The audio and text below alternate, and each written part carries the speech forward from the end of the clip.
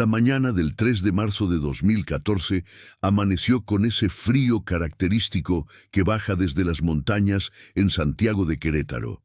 Mercedes Salinas caminaba por la calle Allende rumbo a su trabajo en la pastelería del centro, como lo había hecho durante los últimos 15 años. Tenía 42 años, 2 hijos adolescentes y una rutina tan precisa que sus vecinos podían ajustar sus relojes con sus movimientos. Ese día llevaba su chamarra azul marino con un pequeño desgarrón en la manga derecha, el que siempre prometía reparar, pero nunca lo hacía. Nadie sabía que esa sería la última vez que alguien la vería con vida. A las 7:15 de la mañana, Mercedes pasó frente a la tienda de don Ramiro, quien barría la acera como todas las mañanas. Intercambiaron un saludo breve. «¿Hace frío, doña Meche?», le dijo él. «Sí, don Ramiro, como para quedarse en la cama», respondió ella con una sonrisa cansada. Después de eso, Mercedes dobló en la esquina de Juárez y desapareció de la vista de don Ramiro. Nunca llegó a la pastelería. Su jefe, el señor Ugarte, esperó hasta las 8:30 antes de llamar a su casa. Su hijo mayor, Emiliano, contestó el teléfono con voz somnolienta. «Mi mamá salió temprano como siempre». Si te está gustando esta historia, suscríbete al canal y déjanos un comentario diciéndonos desde qué parte de México o del mundo nos estás viendo. Tu apoyo nos ayuda a seguir trayendo historias que merecen ser contadas. Para las 10 de la mañana, la familia Salinas ya había presentado el reporte de desaparición. El esposo de Mercedes, Javier, un mecánico que trabajaba en un taller en la colonia Carretas, dejó todo y salió a buscarla. Recorrió cada calle del trayecto habitual de su esposa, preguntando en cada negocio, en cada esquina. Nadie había visto nada fuera de lo común. Mercedes simplemente se había desvanecido en el aire frío de esa mañana de marzo, como si la ciudad misma se la hubiera tragado.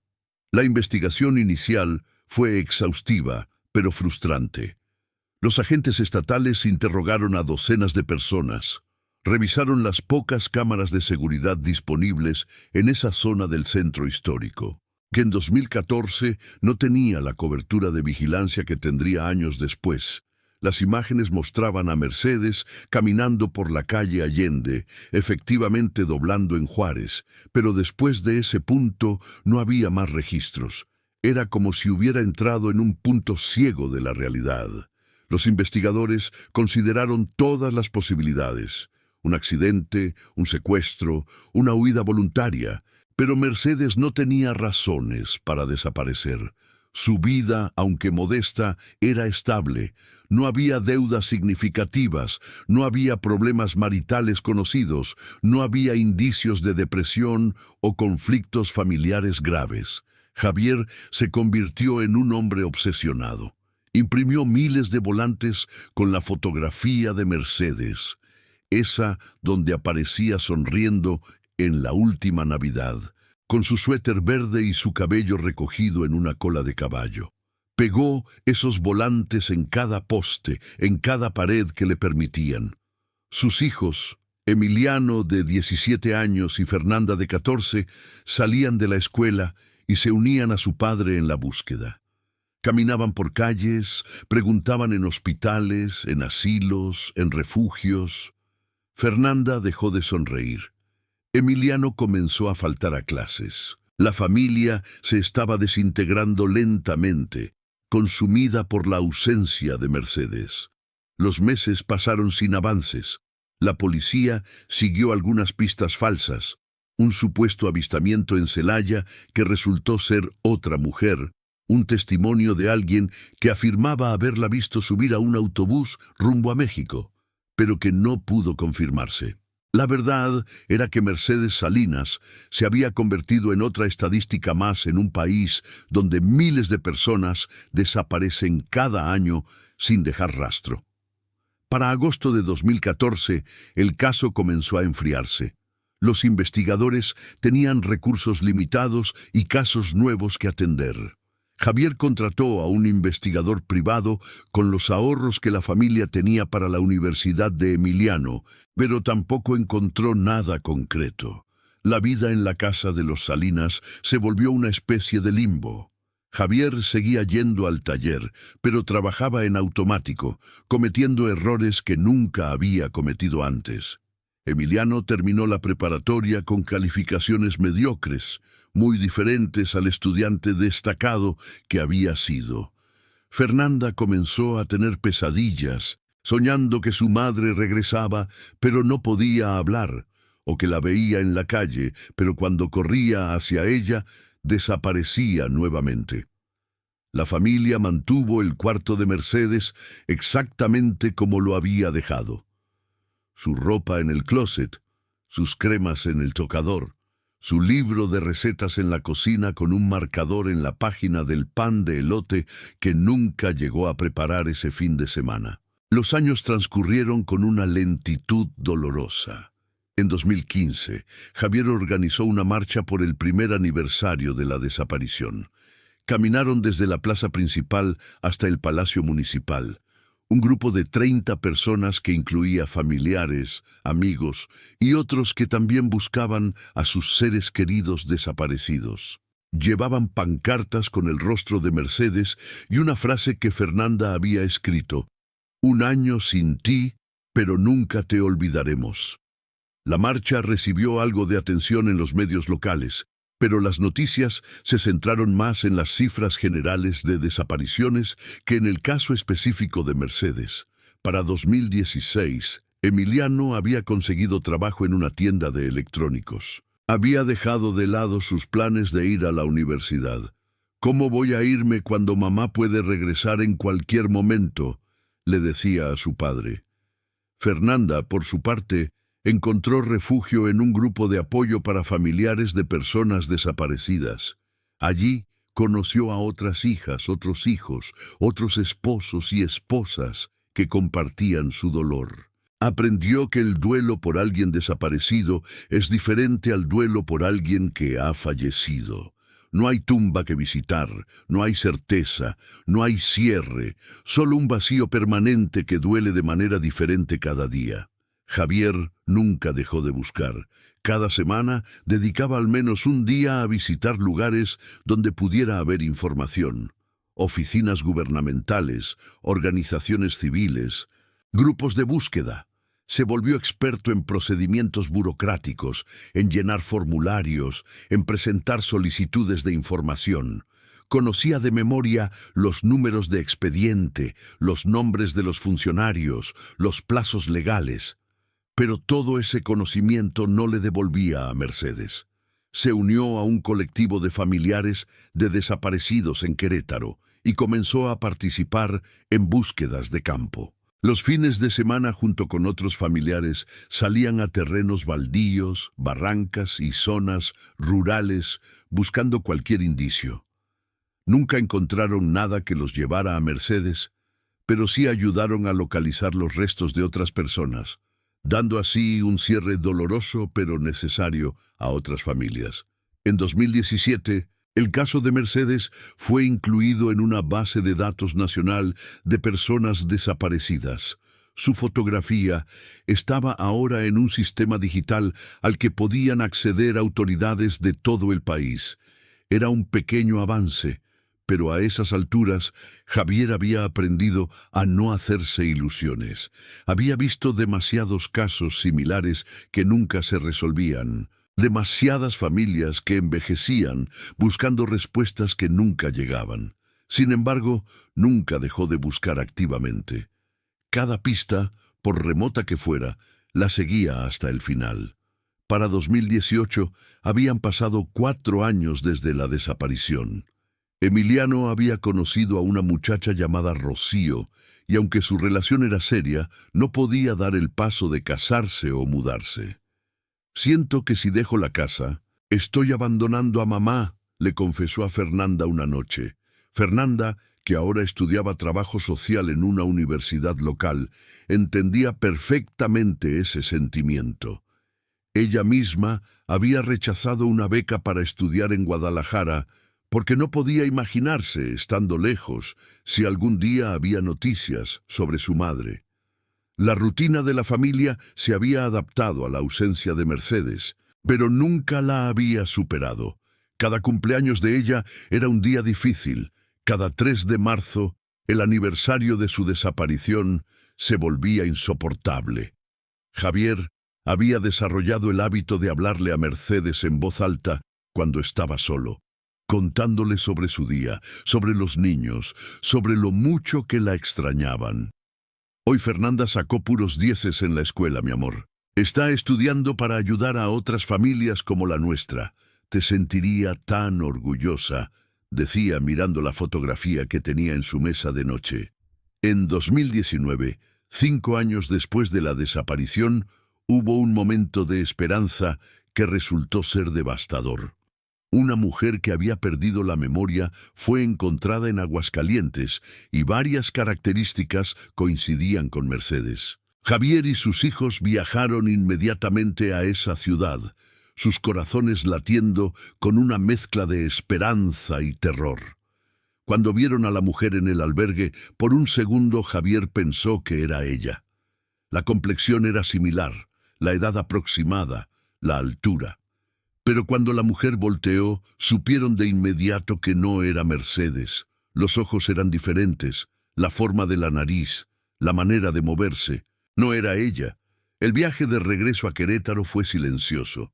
Fernanda lloró durante todo el camino. Emiliano mantuvo la vista fija en la ventana. Javier conducía con las manos apretadas al volante, sintiendo que cada rayo de esperanza que se extinguía lo dejaba un poco más vacío. Los investigadores oficiales prácticamente habían cerrado el caso para entonces. No había nuevas pistas, no había testigos adicionales, no había evidencia física que seguir. El expediente de Mercedes estaba archivado, disponible para consulta, pero no activamente investigado. Javier lo sabía, lo aceptaba con amargura, pero no permitía que eso detuviera su propia búsqueda. Había aprendido que en México, si querías encontrar a un desaparecido, tenías que buscarlo tú mismo. El sistema estaba rebasado, los recursos eran insuficientes y las prioridades políticas cambiaban con cada administración. Para 2020, la pandemia de COVID-19 complicó aún más la situación. Las oficinas gubernamentales cerraron o limitaron drásticamente su atención. Las búsquedas de campo se suspendieron por meses. El colectivo al que pertenecía Javier tuvo que reinventarse, organizando reuniones virtuales, compartiendo información por redes sociales, manteniendo viva la memoria de sus desaparecidos a través de pantallas. Javier sentía que el mundo entero se había detenido, pero su búsqueda no podía parar. Usaba su cubrebocas y salía a pegar volantes nuevos, actualizados con una fotografía procesada digitalmente, que mostraba cómo podría verse Mercedes 6 años después. Durante los meses de confinamiento, Fernanda comenzó a escribir sobre su experiencia. Plasmaba en un blog los sentimientos de crecer sin una madre, de vivir en la incertidumbre constante, de ver a su padre consumirse lentamente en una búsqueda que parecía no tener fin. Sus escritos resonaron con otras personas en situaciones similares. Recibía mensajes de todo México, de familias que compartían su dolor, que encontraban consuelo en saber que no estaban solos. «Mi mamá desapareció hace 8 años», escribió alguien. «Tu blog me hace sentir que alguien entiende». Esos mensajes le daban a Fernanda un propósito, una manera de transformar su dolor en algo que pudiera ayudar a otros. Emiliano, por su parte, había comenzado a trabajar con tecnología para ayudar en la búsqueda. Aprendió a usar software de reconocimiento facial, a navegar bases de datos, a rastrear información digital. Se convirtió en el técnico del colectivo, ayudando a otras familias a digitalizar fotografías, a crear campañas en redes sociales, a usar herramientas que quizás podrían generar alguna pista. Era su manera de seguir buscando a su madre, de sentir que hacía algo útil en lugar de simplemente esperar. En 2021, Javier cumplió 50 años. Ese día, sentado en la mesa de la cocina con sus hijos, se permitió un momento de vulnerabilidad que raramente mostraba. «A veces pienso en rendirme», les dijo con voz quebrada. «No porque deje de amarla, sino porque siento que esta búsqueda nos está matando a nosotros también». Fernanda tomó la mano de su padre. «Pero si nos rendimos, ¿qué somos? ¿Qué tipo de familia seríamos si dejáramos de buscarla?» Emiliano asintió. «Mamá nunca se habría rendido con nosotros. No podemos rendirnos con ella». Esa noche, los tres lloraron juntos, reafirmando su compromiso de seguir buscando, de mantener viva la memoria de Mercedes, de no permitir que se convirtiera en una estadística olvidada. Para 2022, 8 años después de la desaparición, había algo de resignación mezclada con determinación. La familia había aprendido a vivir con la herida abierta, a funcionar a pesar del dolor constante. Javier seguía trabajando en el taller, donde sus compañeros ya no preguntaban sobre Mercedes, pero siempre mostraban gestos silenciosos de apoyo. Una palmada en el hombro, un café adicional, ayuda extra cuando un trabajo era particularmente difícil. Fernanda había terminado su carrera y ahora trabajaba con una organización de derechos humanos, enfocándose específicamente en casos de personas desaparecidas. Emiliano había abierto su propio negocio pequeño, reparando computadoras y teléfonos celulares, lo que le permitía tener horarios flexibles para seguir ayudando en la búsqueda de su madre. El colectivo de familiares había crecido. Ahora eran más de 50 familias, cada una con su historia de pérdida, cada una buscando a alguien que simplemente dejó de estar ahí un día. Organizaban eventos mensuales, marchas, conferencias de prensa, presionaban a autoridades, presentaban denuncias cuando había negligencia evidente, exigían acceso a información.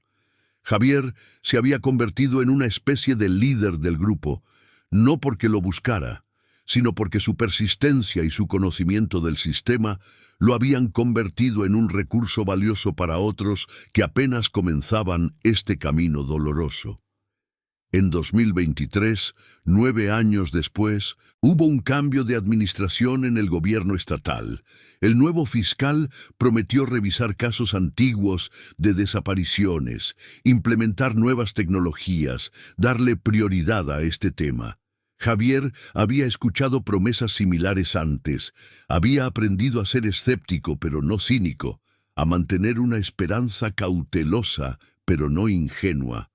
Presentó nuevamente el caso de Mercedes, con toda la documentación recopilada durante casi una década. Fotografías, testimonios, cronologías detalladas, análisis de rutas posibles.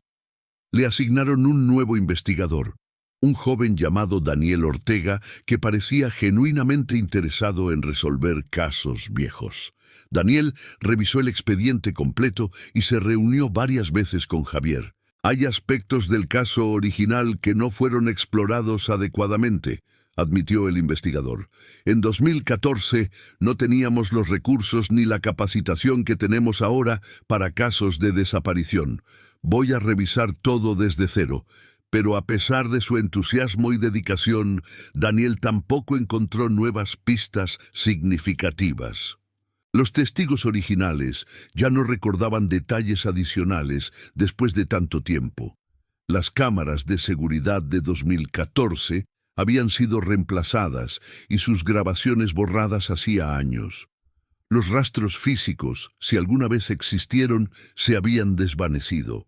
Para finales de 2023, Javier comenzó a experimentar problemas de salud. La presión arterial alta, dolores de espalda crónicos, insomnio persistente. El médico le dijo lo que él ya sabía. El estrés de casi una década de búsqueda incesante estaba pasando factura a su cuerpo. Fernanda y Emiliano se preocupaban por su padre, viéndolo envejecer prematuramente, consumido por una obsesión que entendían perfectamente, pero que temían que lo matara. «Papá, tienes que cuidarte», le decía Fernanda. «Mamá no querría que te enfermaras por buscarla». Pero Javier no podía detenerse. Buscar a Mercedes se había convertido no solo en una misión, sino en su razón de ser, en lo único que le daba propósito. En enero de 2024, 10 años casi exactos después de la desaparición, el colectivo organizó una marcha especial. Reunieron a representantes de todas las familias que buscaban a desaparecidos en el estado de Querétaro. Fueron más de 200 personas las que caminaron por el centro histórico, pasando exactamente por la ruta que Mercedes había tomado esa última mañana. Llevaban pancartas, fotografías, flores, exigían justicia, exigían respuestas, exigían que sus seres queridos no fueran olvidados. La marcha recibió cobertura mediática, tanto local como nacional. Por un momento, el caso de Mercedes Salinas volvió a estar en el ojo público. 2 semanas después de esa marcha, el 18 de enero de 2024, Javier recibió una llamada que no esperaba. Era de una trabajadora social del Centro de Justicia para Mujeres en Aguascalientes. «Señor Salinas, tengo información sobre su esposa. Necesito que venga lo antes posible». El corazón de Javier se aceleró. Había recibido llamadas similares antes que no habían llevado a nada, pero cada vez era imposible no sentir esa mezcla de terror y esperanza. Llamó a sus hijos. Esa misma tarde, los 3 viajaron a Aguascalientes, un trayecto que se sintió eterno. En el Centro de Justicia, los recibió la trabajadora social, una mujer de unos 30 años, llamada Patricia. Hace 3 días ingresó una mujer al Hospital General con severos signos de desnutrición y deshidratación, explicó Patricia con voz suave pero firme. No llevaba identificación, no podía comunicarse claramente. Cuando revisamos sus huellas digitales en el sistema, encontramos una coincidencia parcial con el perfil de su esposa. La palabra parcial resonó en la mente de Javier. Parcial significaba que podría ser ella o podría no serlo. Patricia los llevó al hospital. Caminaron por pasillos que olían a desinfectante y enfermedad. Cada paso era un segundo más de incertidumbre. Cuando entraron a la habitación, Javier sintió que el mundo se detenía. En la cama había una mujer demacrada, mucho más delgada de lo que recordaba a Mercedes, con el cabello corto y descuidado, con la piel pálida y marcada. Pero los ojos, esos ojos cafés que había amado durante más de 20 años, eran inconfundibles. «Mercedes», susurró Javier, acercándose lentamente. La mujer lo miró con confusión al principio, como tratando de procesar quién era este hombre que lloraba frente a ella. Luego, algo cambió en su expresión. «Javier», dijo con voz ronca, apenas audible. Fernanda y Emiliano corrieron hacia su madre. Los 4 se abrazaron, llorando, temblando, incapaces de formar palabras coherentes. Los médicos explicaron que Mercedes sufría de amnesia disociativa severa, probablemente causada por un trauma significativo. No recordaba dónde había estado durante los últimos 10 años. No recordaba qué le había pasado después de salir de su casa esa mañana de marzo de 2014. Sus recuerdos eran fragmentados, confusos. Recordaba a su familia, reconocía a Javier, a sus hijos, pero todo lo demás era nebuloso. Los doctores advirtieron que podría recuperar su memoria gradualmente o podría nunca recordar completamente ese período perdido. Lo importante era que estaba viva, que estaba con ellos. Durante las siguientes semanas, mientras Mercedes se recuperaba físicamente en el hospital, los investigadores trataban de reconstruir su historia. Las autoridades encontraron que había sido atendida en diferentes hospitales psiquiátricos y refugios en Aguascalientes y Zacatecas durante los últimos años, siempre sin identificación, siempre incapaz de proporcionar información sobre sí misma. Había vivido como una mujer sin pasado, dependiendo de la caridad de extraños, de instituciones públicas. Por alguna razón, nunca había sido cruzada adecuadamente con las bases de datos de personas desaparecidas, o si lo había sido, el proceso había fallado por errores administrativos o falta de seguimiento. El caso generó indignación cuando salió a la luz pública. ¿Cómo era posible que una mujer reportada como desaparecida, con huellas digitales en el sistema, hubiera estado en instituciones públicas durante años sin ser identificada? Las autoridades iniciaron investigaciones internas. Se descubrieron fallas sistémicas, bases de datos que no se comunicaban entre sí, procedimientos que no se seguían correctamente, personal sobrecargado que cometía errores. Mercedes había caído en las grietas del sistema, invisible a pesar de estar a plena vista. En cuanto a qué le había pasado específicamente esa mañana de 2014, la verdad permanecía oscura. Mercedes no podía recordarlo y no había evidencia física que lo explicara. La teoría más probable, según los psicólogos que la atendieron, era que había sufrido algún tipo de evento traumático que desencadenó su amnesia disociativa, una condición en la que la mente se protege a sí misma bloqueando recuerdos dolorosos. Pudo haber sido un accidente, un asalto, algo que su psique simplemente no podía procesar. Sin esos recuerdos, probablemente nunca sabrían con certeza qué había sucedido en esas primeras horas o días después de su desaparición.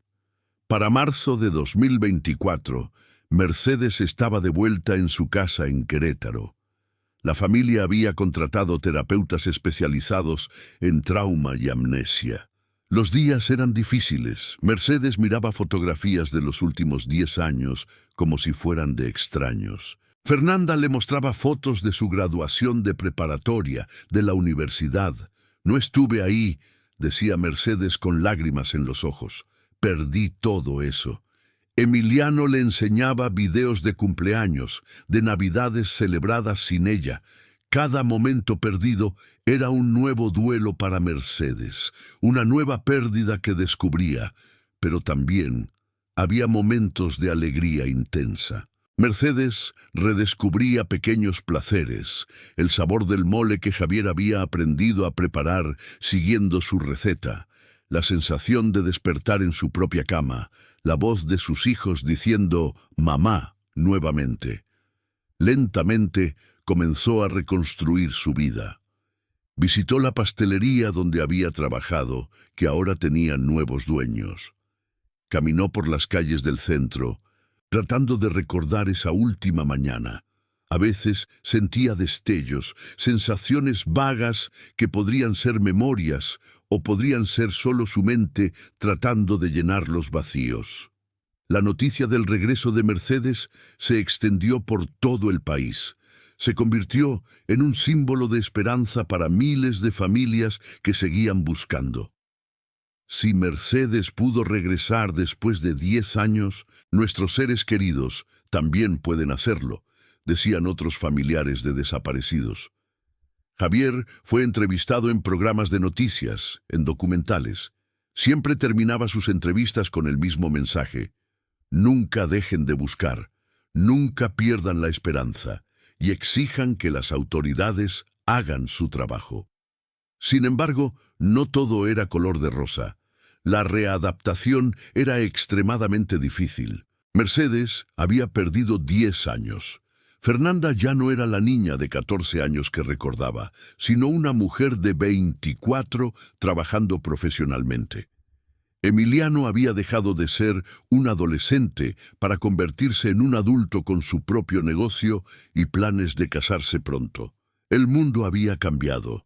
Nuevas tecnologías, nuevas dinámicas sociales, incluso nuevas palabras y expresiones que Mercedes no entendía. Se sentía como una extraña en su propia vida. Los terapeutas explicaron que este sentimiento era normal.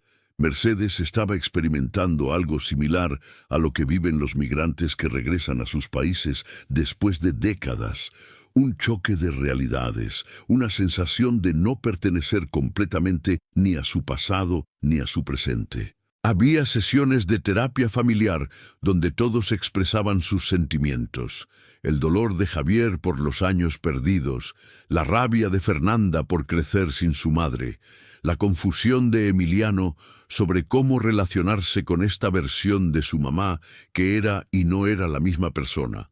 Para mediados de 2024, la familia había encontrado algo parecido a un nuevo equilibrio. Mercedes había comenzado a trabajar medio tiempo en una panadería pequeña cerca de su casa, un trabajo sin presión que le permitía concentrarse en su recuperación. Asistía a terapia 3 veces por semana. Había comenzado a escribir en un diario, tratando de procesar sus sentimientos sobre todo lo que había perdido y todo lo que estaba recuperando. Hoy Fernanda me llevó a su oficina. Escribió una tarde. Trabajar con familias de desaparecidos. Estoy tan orgullosa de ella, de la mujer en que se convirtió sin mí. Duele no haber estado ahí, pero también me llena de amor ver que salió adelante. En octubre de 2024, Emiliano se casó con Rocío. Mercedes estuvo ahí, llorando de felicidad y tristeza mezcladas. No había estado presente durante su noviazgo. No lo había visto crecer hasta convertirse en este hombre seguro que ahora formaba su propia familia. Durante el baile tradicional de madre e hijo, Emiliano le susurró: «Estás aquí ahora, mamá. Eso es lo único que importa». Mercedes asintió, aunque ambos sabían que las cosas perdidas seguirían doliendo siempre. A finales de 2024, 11 meses después de su reaparición, Mercedes escribió una carta abierta que Fernanda publicó en redes sociales.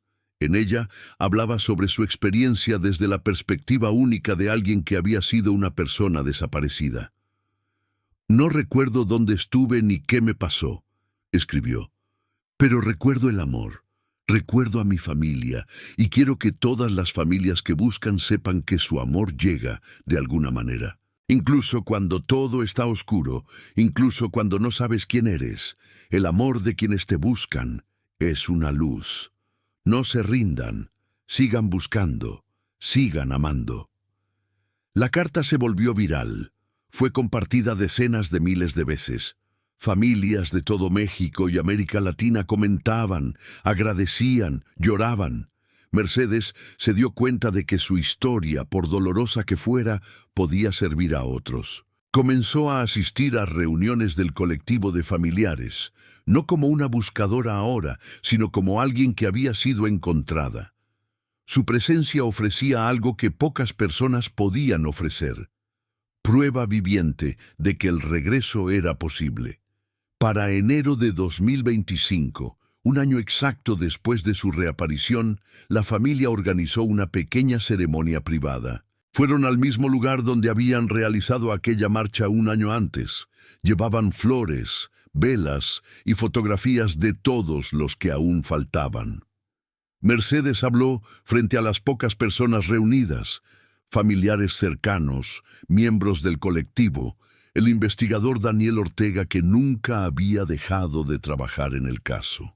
«Yo tuve la suerte de regresar», dijo, «pero hay miles que no han tenido esa suerte todavía. Mientras haya una sola persona desaparecida, seguiremos buscando.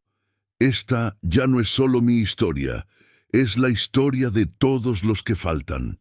En los meses siguientes, Mercedes se involucró más activamente en el trabajo del colectivo. Usando su propia experiencia, ayudaba a desarrollar nuevos protocolos de búsqueda, trabajaba con autoridades para mejorar los sistemas de identificación, daba testimonio ante comités legislativos sobre la necesidad de reformas. Fernanda trabajaba a su lado.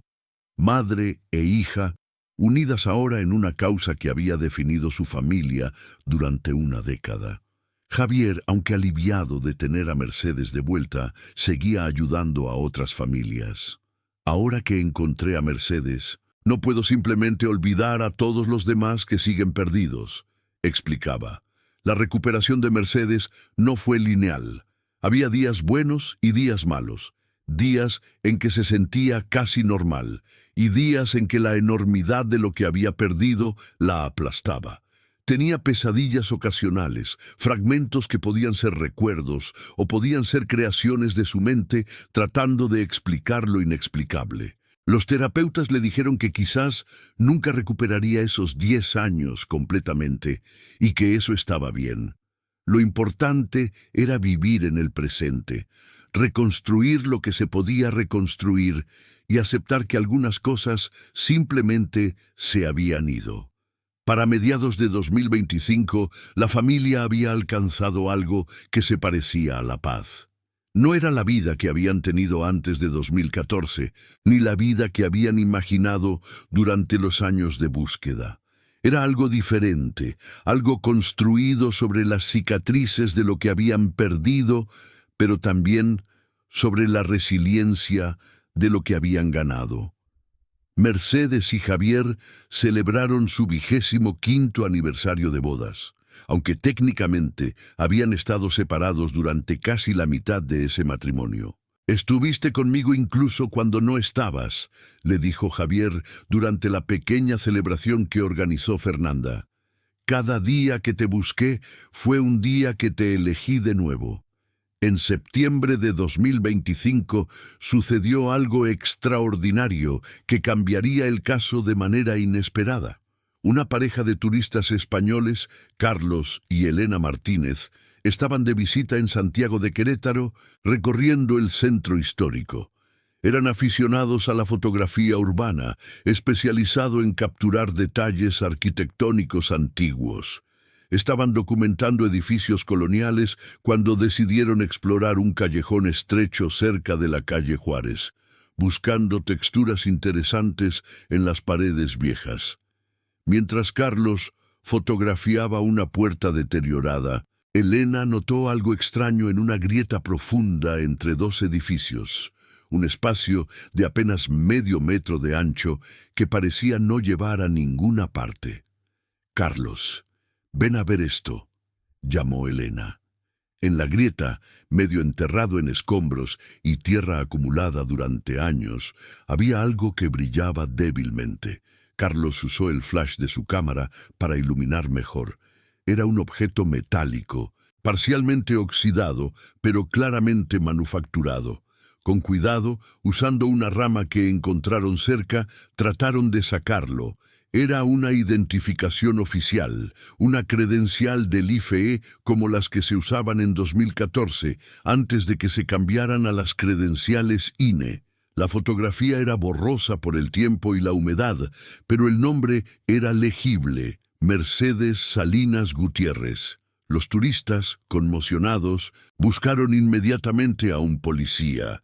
Explicaron en su español con acento español lo que habían encontrado. Mostraron la identificación. El oficial reconoció el nombre de inmediato. El caso de Mercedes Salinas había sido tan publicitado en el último año que cualquier persona en Querétaro sabía de qué se trataba. Llamó a sus superiores. En menos de una hora, el callejón estaba acordonado. Técnicos forenses llegaron para revisar la escena. El investigador Daniel Ortega fue notificado de inmediato.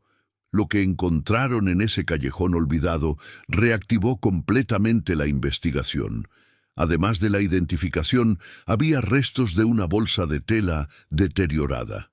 Dentro, protegidos parcialmente de los elementos por estar en un rincón especialmente protegido, encontraron otros objetos. Un teléfono celular antiguo completamente inservible, pero que podría contener información recuperable, algunos billetes descoloridos y, lo más revelador, un pedazo de papel arrugado con números escritos a mano. También había manchas en la bolsa que los forenses determinaron preliminarmente que podrían ser sangre, aunque muy deterioradas por el tiempo. Daniel llamó a Javier esa misma tarde. «Necesito que vengan a la oficina del fiscal. Ha habido un desarrollo importante». Cuando Javier, Mercedes y sus hijos llegaron, Daniel les mostró fotografías de los objetos encontrados. Mercedes se quedó pálida. Esa es mi bolsa, susurró. La bolsa de tela que mi madre me había hecho. Siempre llevaba ahí mis cosas cuando iba al trabajo. Su voz temblaba. La tenía esa mañana. La presencia de la bolsa con sus pertenencias en ese callejón específico cambiaba completamente la narrativa del caso. Mercedes no había simplemente deambulado y desarrollado amnesia. Algo le había pasado en ese lugar, o cerca de él. El callejón estaba a apenas 2 cuadras de donde don Ramiro la había visto por última vez, perfectamente en su ruta hacia el trabajo. Los investigadores comenzaron a trazar teorías. ¿La habían atacado ahí? ¿Había dejado caer la bolsa durante un forcejeo? ¿Alguien la había llevado a ese lugar? Con esta nueva evidencia, el fiscal asignó un equipo completo al caso. Comenzaron a revisar registros de hace 11 años. ¿Quién vivía en los edificios adyacentes a ese callejón en 2014? Si había habido otros reportes de crímenes en esa área. Cualquier detalle que hubieran pasado por alto la primera vez. También trabajaron con el teléfono recuperado. Aunque el dispositivo en sí estaba destruido, lograron extraer y enviar el chip de memoria a un laboratorio especializado en Ciudad de México. La esperanza era recuperar algún dato, llamadas, mensajes, cualquier cosa que pudiera arrojar luz sobre lo que había pasado. Mercedes, confrontada con esta evidencia física de un pasado que no podía recordar, entró en una crisis emocional profunda. Sus terapeutas intensificaron las sesiones. Intentaron técnicas de recuperación de memoria, pero con cuidado, sabiendo que forzar recuerdos traumáticos podía ser contraproducente. En algunas sesiones, Mercedes experimentaba flashbacks vagos, una sensación de miedo, de correr, de caer, pero nada concreto, nada que pudiera traducirse en información útil. En octubre de 2025, 3 semanas después del descubrimiento, el laboratorio en Ciudad de México logró recuperar datos parciales del teléfono. Había fragmentos de mensajes de texto de la mañana del 3 de marzo de 2014. Uno de ellos, enviado a las 7:04 a.m. a Javier, decía: «Ya voy saliendo, mi amor, te veo en la noche». Ese mensaje nunca había llegado, probablemente por un problema de señal. Pero había otro mensaje, este en borradores, sin enviar, escrito a las 7:23 a.m. «Alguien me está, Sigui». El mensaje se cortaba ahí. El tiempo coincidía perfectamente. Mercedes había salido de su casa alrededor de las 6:50 a.m. A las 7:15 a.m., don Ramiro la había visto. Para las 7:23 a.m., algo estaba pasando, algo que la había alarmado lo suficiente como para empezar a escribir ese mensaje de auxilio que nunca pudo completar. Esta información confirmaba lo que los investigadores ya sospechaban. Mercedes había sido víctima de algo. No simplemente había tenido un episodio de amnesia espontáneo. Con esta nueva dirección comenzaron a buscar en bases de datos criminales de 2014. Buscaban individuos que hubieran sido arrestados o investigados por asaltos, secuestros o agresiones en esa área alrededor de esas fechas. El proceso era lento, tedioso, complicado por el hecho de que muchos registros de hace más de una década no estaban completamente digitalizados. En noviembre de 2025 hubo un avance crucial. Un oficial de policía retirado llamado Héctor Ramírez contactó al investigador Daniel después de ver las noticias sobre el caso. Héctor había trabajado en el área del centro histórico en 2014. «Recuerdo que en esos días estábamos investigando a un sujeto por acoso a mujeres en esa zona», explicó Héctor. «Se llamaba Rubén Soto. Tenía un taller mecánico pequeño, precisamente en uno de esos edificios viejos, cerca de donde encontraron las cosas de la señora. Nunca pudimos probar nada concreto contra él, pero había múltiples reportes de mujeres que se sentían incómodas cuando pasaban por ahí. El tipo desapareció de repente en marzo o abril de 2014. Pensamos que simplemente había cerrado su negocio y se había ido. Esta información hizo que todas las alarmas se encendieran. Los investigadores rastrearon a Rubén Soto. Encontraron que había muerto en 2019 en un accidente de auto en el estado de Jalisco, donde aparentemente había estado viviendo bajo un perfil muy bajo. No tenía familia conocida, no había dejado propiedades, pero su historial reveló un patrón preocupante. Múltiples denuncias de acoso en diferentes ciudades donde había vivido, aunque nunca había sido formalmente procesado por nada. También descubrieron que el edificio donde había tenido su taller fue demolido en 2016, lo que explicaba por qué el callejón donde encontraron las pertenencias de Mercedes era ahora un espacio olvidado entre construcciones. Con Rubén Soto muerto, no podían obtener respuestas directas de él, pero los investigadores pudieron entrevistar a personas que lo habían conocido. Vecinos del edificio donde había tenido su taller recordaban que era raro, inquietante, el tipo de persona que mirabas y sentías que algo no estaba bien. Ahí una mujer que había trabajado limpiando en edificios de esa calle recordó haber visto a Rubén discutir con una mujer una mañana de marzo de 2014. Yo estaba trapeando la entrada de un edificio y vi al Rubén jalando a una mujer hacia su taller. Ella se veía asustada. Pensé en decir algo, pero me dio miedo. Rubén tenía fama de ser violento. Cuando le mostraron fotografías de Mercedes como se veía en 2014, la mujer no pudo estar completamente segura, tanto tiempo había pasado. «Podría ser ella», dijo dudosamente. «El cabello es similar, la complexión, pero fue hace tantos años, y solo la vi de lejos por unos segundos. Aún así, era el testimonio más cercano que tenían a lo que podría haber pasado esa mañana». Los investigadores construyeron una teoría basada en la evidencia disponible. Mercedes había estado caminando hacia su trabajo cuando Rubén Soto, quien tenía un patrón de acoso hacia mujeres, la había abordado. Posiblemente intentó atacarla en el callejón. Durante el forcejeo, Mercedes perdió su bolsa. Algo pasó ahí, algo traumático que su mente bloqueó completamente. Lo que sucedió después seguía siendo un misterio. ¿Cómo había terminado Mercedes en Aguascalientes sin identificación? ¿Rubén Soto la había llevado ahí? Había logrado escapar, pero en un estado de shock tan profundo que no sabía quién era. Sin el agresor vivo para interrogar y sin que Mercedes pudiera recordar, probablemente nunca tendrían todas las respuestas. Sin embargo, esta información, aunque incompleta, ofrecía algo de cierre. Mercedes no había elegido desaparecer. No había sido un episodio psicótico espontáneo. Había sido víctima de un crimen, de un hombre con un historial de violencia contra mujeres. Fue un crimen que el sistema no había podido prevenir, porque las denuncias previas contra Rubén Soto nunca fueron tomadas seriamente. Fue un crimen que pasó desapercibido durante más de una década, porque la investigación inicial no tuvo los recursos o la dirección correcta.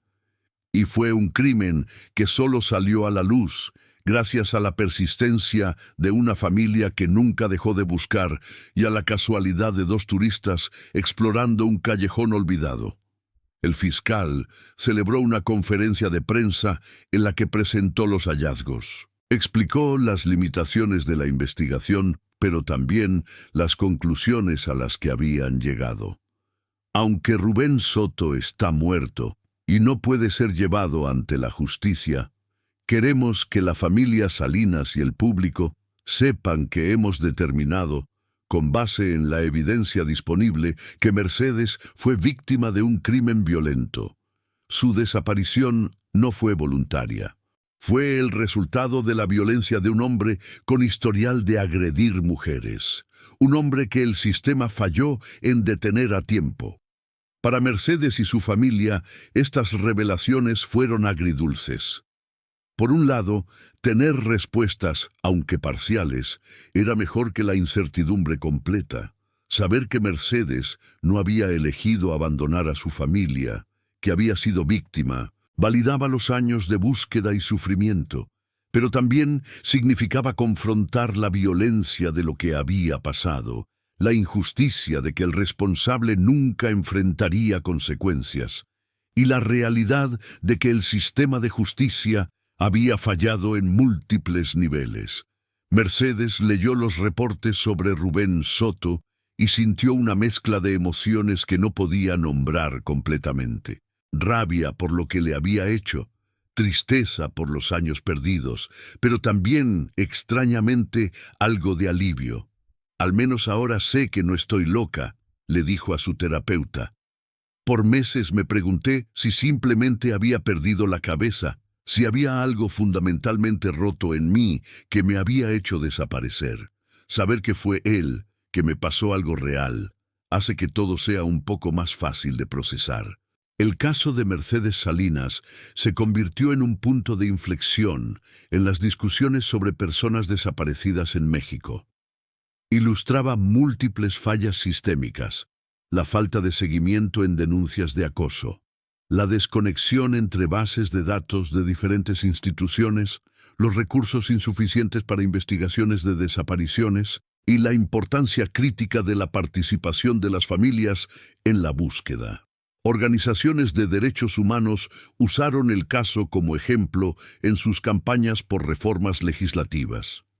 Para finales de 2025, Mercedes había encontrado una forma de vivir con las respuestas que tenía y con las preguntas que probablemente nunca serían respondidas. Seguía sin recordar exactamente qué había pasado esa mañana en el callejón, y sus doctores le dijeron que era posible que nunca lo recordara, que su mente había bloqueado esos recuerdos como mecanismo de protección. Y tal vez, pensaba Mercedes, eso estaba bien. Tal vez no necesitaba recordar cada detalle de lo peor que le había pasado. Tal vez era suficiente saber que había sobrevivido, que había regresado, que su familia la había encontrado. En una tarde de noviembre, Mercedes y Javier caminaron juntos por el centro histórico. Pasaron por la calle Allende, por la esquina donde don Ramiro todavía tenía su tienda. Don Ramiro, ahora un hombre de casi 70 años, los saludó con cariño. «Doña Meche, qué alegría verla por aquí de nuevo». Mercedes sonrió. «Qué alegría estar aquí, don Ramiro». Continuaron caminando, evitando deliberadamente el callejón donde habían encontrado sus pertenencias. No necesitaban ir ahí. Ese lugar era el pasado y ellos estaban construyendo su futuro. Javier tomó la mano de Mercedes. «¿Sabes qué es lo más extraño de todo esto?», dijo.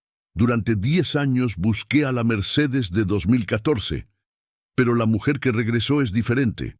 Has cambiado. Yo he cambiado. Los niños han cambiado. Y está bien. No estamos tratando de recuperar lo que perdimos. Estamos construyendo algo nuevo con lo que tenemos ahora».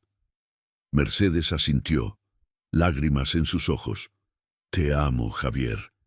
Gracias por nunca rendirte.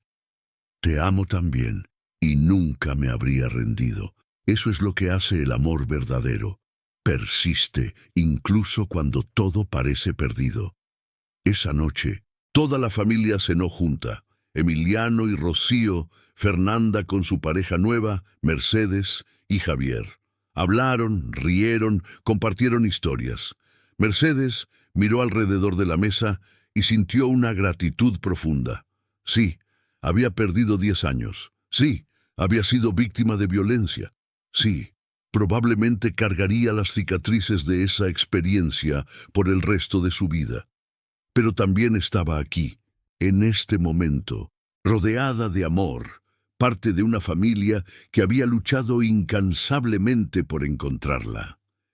El caso oficialmente permanecía abierto, aunque con pocas expectativas de desarrollos adicionales. Daniel Ortega prometió seguir cualquier pista nueva que surgiera. El colectivo de familiares de desaparecidos continuaba su trabajo, ahora con Mercedes como parte activa, una voz de esperanza para aquellos que seguían buscando. La historia de Mercedes se contaba en talleres de capacitación para policías, en conferencias sobre derechos humanos, en reuniones de apoyo para familias. Su historia era prueba de que el regreso era posible, pero también de cuánto trabajo aún quedaba por hacer para prevenir desapariciones y para encontrar a los que faltaban. En diciembre de 2025, 2 años después de su reaparición y casi 12 años después de su desaparición, Mercedes escribió la última entrada de su diario de ese año. «Hoy miré en el espejo y vi a una sobreviviente», escribió. «No solo de lo que sea que me pasó en 2014, sino de todo lo que vino después. Sobreviví a años perdidos, a una mente rota que lentamente se está sanando, al dolor de ver lo mucho que perdí. Pero también vi a una mujer que fue amada intensamente, que fue buscada sin descanso, que fue encontrada contra todas las probabilidades. Esa soy yo, Mercedes Salinas, madre, esposa, sobreviviente. Estoy aquí, estoy viva, y eso después de todo es suficiente.